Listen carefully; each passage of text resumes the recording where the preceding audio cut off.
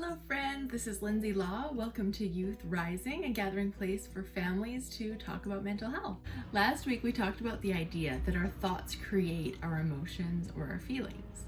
And so this week we're going to look a little bit more into feelings and why it's important for us to recognize them and process them. But what is an emotion or feeling? Brooke Castillo from the Life Coach School defines it as a vibration in your body.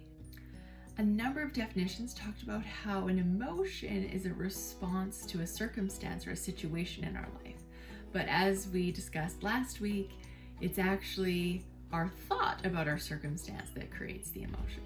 I don't really want to get too bogged down by definitions, but just want to make sure we're kind of on the same page. We're going to talk about emotion and feeling interchangeably. Some define them differently. For our purposes, we will talk about emotions and feelings as having the same definition. The one thing I really want to emphasize too is that the emotions that we feel are not good or bad. They are reactions to thoughts and are communicating something to us. A new teacher I have discovered named Byron Katie, who I found through Brooke Castillo, this is what she says about emotions. The body's uncomfortable emotions happen only to remind you that there's a thought available for questioning. I like this because it reminds us that our emotions are created by our thoughts and that we have the opportunity to question them and change them, but it does not mean that they are good or bad. I recently rediscovered a book from my childhood. It was given to me by my grandparents when I was 4 years old. And it says, sometimes I'm happy, sometimes I'm sad, sometimes I'm grumpy, sometimes I'm glad. I have many feelings. They're all okay. I can feel any way I want to today. To me, this was so packed with truth. All these emotions that we feel that come into our bodies, that are vibrations in our bodies, they're all okay, and they're all something that we can look at and discover and make decisions about. Recognizing and accepting our emotions is the first step in awareness to being able to look at and process our emotions and gain more understanding from them. Today, we're going to talk about what our brains usually do when we feel a strong emotion or an uncomfortable emotion or an unwanted emotion. So there's three things that our brains tend to do. One of them is we want to avoid feeling the emotion because we don't like it, or we try to resist the emotion, or we try to react to the emotion, okay? When we say we're avoiding an emotion, what that looks like is we want to stop feeling that way, and so we try to numb that feeling by doing other things, kind of like distracting ourselves. So let's say you're feeling an emotion that's uncomfortable, and so you start watching lots of TV. Or maybe you start doing a ton of exercise to avoid feeling that emotion. Or maybe you start sneaking into all of the sugar you can find. For me, sometimes what I do when I'm feeling an emotion that's uncomfortable is I start doing a ton of cleaning. Which, I mean, cleaning is not bad, right? Yeah, cleaning isn't a bad thing to do. Neither is exercising.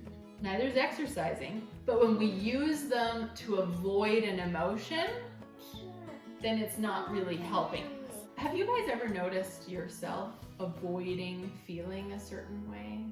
Yeah? What have you done to avoid feeling a certain way? Not keeping commitments and doing something else. Like what? Reading a book. Yeah, that's the other one I wrote down, is reading a book all day. But sometimes that's not. Well, and that's what I'm saying, is that there's nothing wrong with choosing to read a book all day, right? Sometimes that's a part of our life.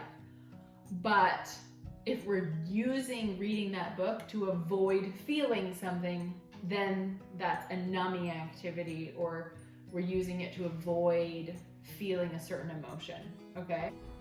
Okay, so the next thing our brains like to do is resist the emotion. So push it away so that we don't have to feel it. Not the same thing. Not exactly. So when we resist, some things we do is we blame other people. We make excuses. We also judge our feelings. So for example, let's say you were feeling lonely. A way to resist feeling lonely would be to say, it's dumb for me to feel lonely. Or even So judging yourself, you're kind of resisting feeling lonely. And the funny thing is that when we resist it, it actually intensifies that feeling because it pushes back. So when you're feeling lonely, you might say, I feel lonely because we moved.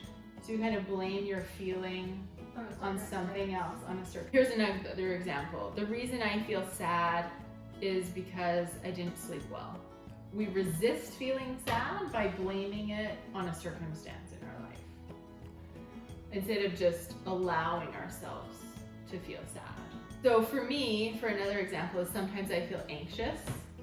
And if I'm resisting feeling anxious, I'm like, oh, why do I feel anxious? I don't want to feel anxious. And I try and push the feeling down instead of saying, it's okay that I feel anxious. The next thing that we like to do is we react to the emotion. So for example, this could be yelling, giving someone the silent treatment, talking about someone behind their back. Like it's an action we take that's very reactive. So let's say, for example, you feel angry. What is a way that you could react when you feel angry? slam the door. Slam the door. Stomp.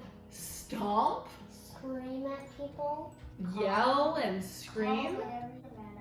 Names. Call people names. Yeah, that's a reaction. When we react to emotions, it usually makes us feel better for a little while. Do you think? Like if you feel angry and you yell about it, do you kind of feel better for a bit? But usually after you still feel angry. You're still angry. So it kind of intensifies it. It doesn't help you allow it and work through the emotion.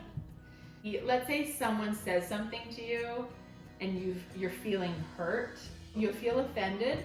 Does that make sense? So sometimes what we do is we go tell someone else about it, right? We kind of talk behind someone's back. We're like, do you know what so-and-so said to me? And this is how it made me feel. And it kind of makes us feel better to tell someone about it.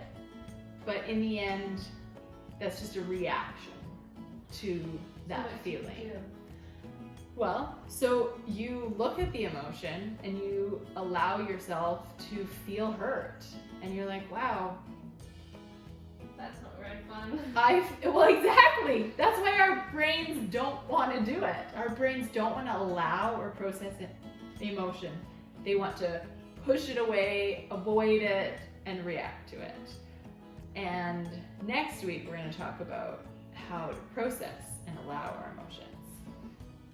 Heather made me feel sad. I'm just not going to talk to her. That would be another way to react to feeling sad. In the process of giving yourself time, you want to look at, say, why do I feel sad? And also say, it's okay that I feel sad. That's how we allow it instead of reacting to it. So all of us in our lives use avoidance, resistance, and reactions to our emotions. And it's really important for us to take the time to recognize what we tend to do and to be more aware of what our brains are doing when we feel a strong or unwanted emotion. And then we get to decide what we want to do about that. This week, take some time to just notice what happens when you're having an emotion that is uncomfortable or unwanted or negative, and see what your body and your brain try to do. Do they resist it? Do they react to it? Do you avoid it? Have a great week, and let me know in the comments if you're an avoider, a resistor, or a reactor. Now, all of us are going to be all of these things, but some of us tend to be more one way. If you liked this video, give me a thumbs up and share it with your friends. Also, subscribe to my channel so that you don't miss our next video, which is going to really talk about processing and allowing these emotions as an alternative to resisting, avoiding, and reacting to them. Have have a great week. When we react to emotions, guys, physically hurt them.